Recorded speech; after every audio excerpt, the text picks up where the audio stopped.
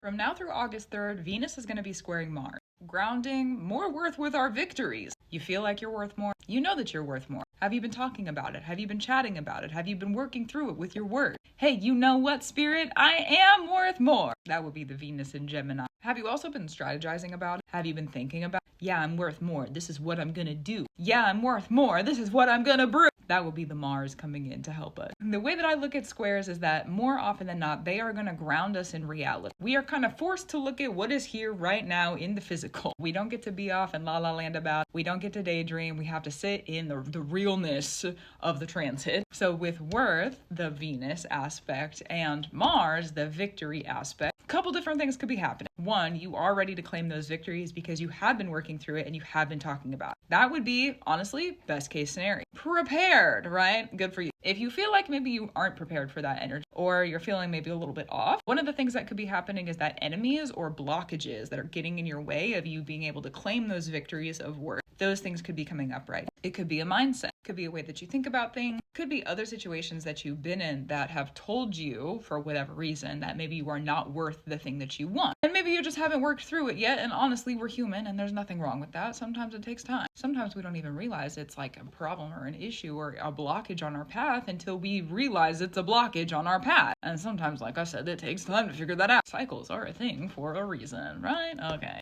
If you find yourself in more of like a worst case scenario for this transit, you could be going through a loss of some kind because you were maybe underprepared or you got blindsided or maybe there was an enemy around you and you didn't understand kind of what was going on. Super extra downside would be another person, an enemy, telling you that you are not worth that thing that you want to go and do.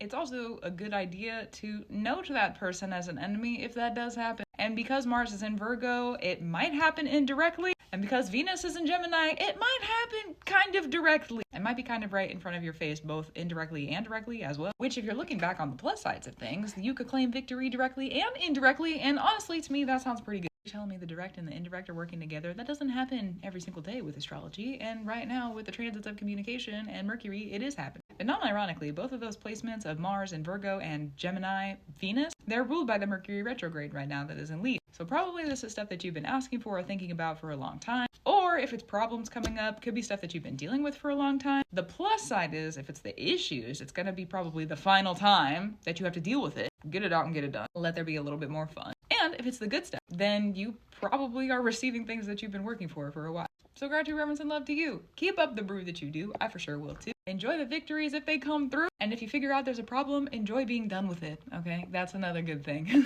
And I'll talk to you soon. Also true.